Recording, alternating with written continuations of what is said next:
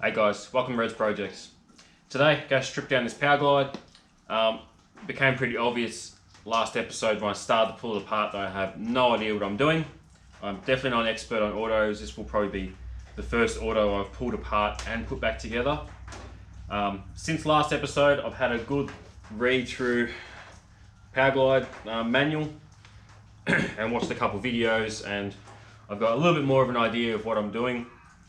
And I even wrote myself a little cheat sheet on the order of pulling stuff apart. So for the sake of that, I bolted extension housing and the pan back on just to do it by the book to make a good video about it from start to finish of stripping it down. So I'll get some tools, I'll work out what I've got to take off first, and we'll start stripping this thing down piece by piece.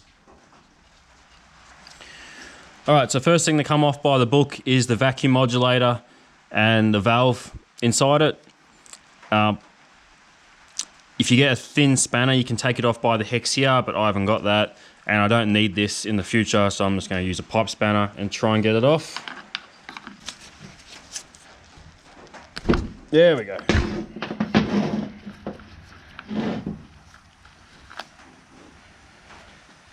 That's off, and then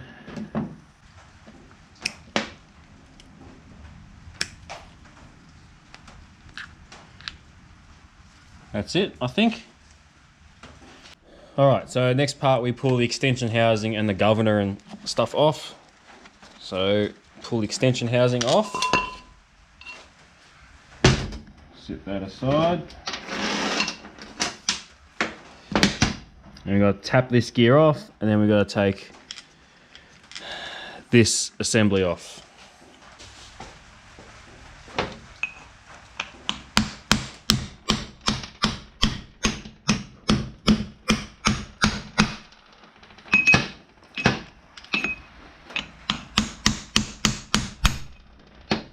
Go.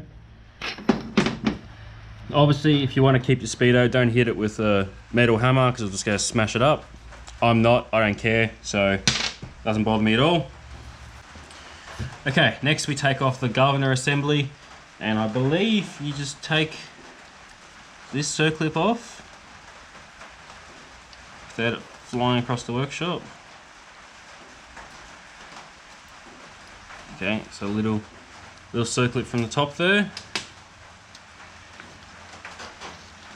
And then shaft pulls out.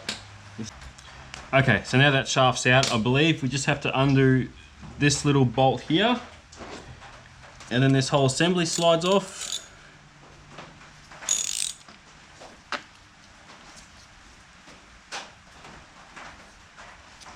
Okay, that's out a few turns.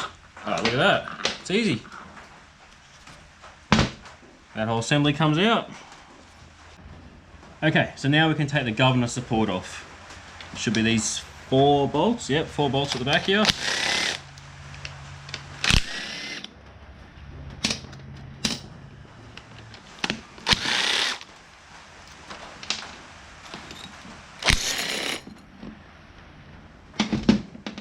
Okay. Oh, look at that. Almost looks like I know what I'm doing. Alrighty. That's about it for the back. I'll roll it over. We've got a few things to do underneath when we take the pan off. Alright, now we're getting to the fun stuff. Pull the pan back off. Okay, we take the filter off. These 2 flatheads.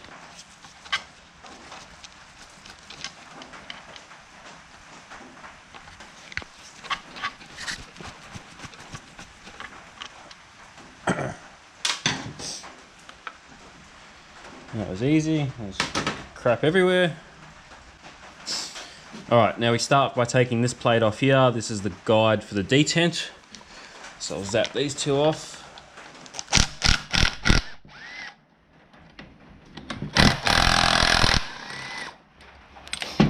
Oh, drop that in there, of course. So we've got those 2. Okay, now we take the valve body off. The book says there's 7 bolts that hold it in. The rest of the bolts hold it together. So I'm just going to guess and try and see how we go. I reckon that one. We got 1, 2, maybe. Not that one, not that one, not that one. I reckon that one's 1. 3. This one I reckon's 1. 4. All these bolts have a C on the bottom of them, so I'm assuming that means something. So I got these 2 have C's, so I'll take them off as well.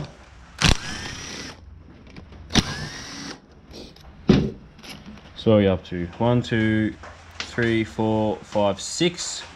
So maybe 1 more. All right, the book lied. The book said there was 7, but I undone those 6 and the valve body is moving. So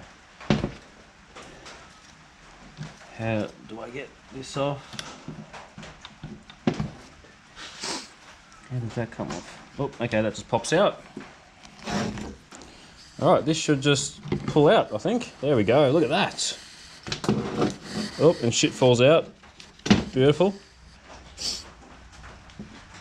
A lot of crap in here. It's been out. This auto must have been outside for a while because there's a lot of like twigs and stuff in it. So it's going to need a good clean out. But yeah, that's great. Valve body's out. All right, so next thing on my list is the shift assembly, the detent plate, and the rooster comb and stuff up here. So let's give this a crack. Oh, that wasn't as tight as I thought it'd be. Okay, drop that piece in there, beautiful. I need to do this one as well.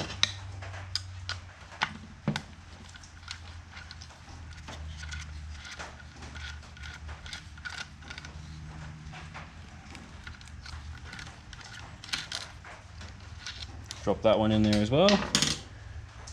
Now, will this come out now?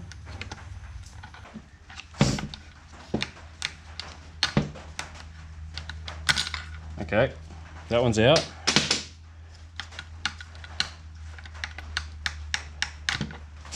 That one's out.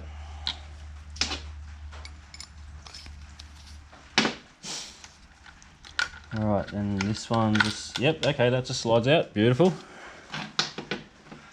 And I'll grab that stuff that I dropped. A lot of bugs in here as well, that's pretty interesting. All right, that's out, that's great. All right, now we need to take out the band screw, which if I get this over far enough, you can see it just there. That's this guy here, it runs down, pushes on this guy.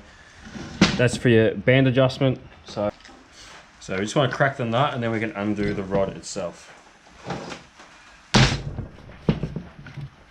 Okay. And that's cracked. Get Allen key, unscrew it out.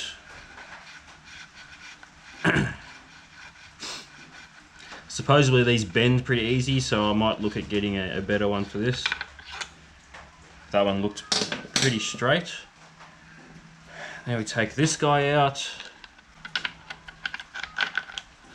Alright, that guy out. And then there's this bit on the other side that just wants to fall away. And that guy. And I think that's it. So I think the next step, we've got to pull this crap out here. Actually no, this, pull the parking paw off, then we get to that.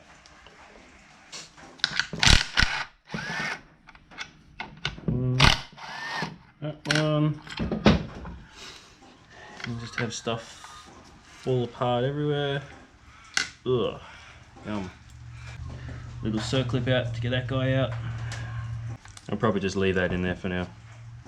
Alright, so now we take the servo piston, I guess, out, this assembly here. So let's just zap this guy off. See what's underneath.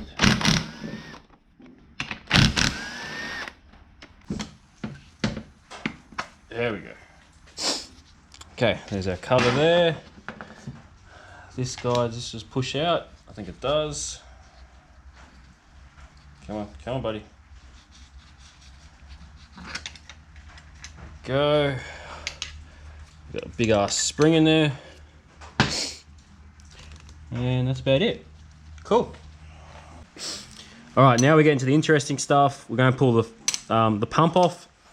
You undo all the bolts, but these are the bolts where my bell housing bolts up. So they're already out. There's 2 threaded holes, one here, one here. Luckily, the slide hammer we have at work is the same thread as these holes. So we just screw it in and we should be able to just tap this thing out.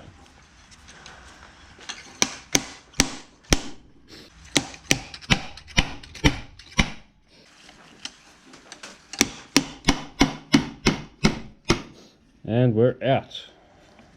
So pull this guy, pull this out, and the drum came with it. We got that assembly, we got our band. Now I think we can just pull the planetary out now. I think I'll just, yep, it's coming, yep. Come on, buddy. Get out of there. There we go. Got our planetary out.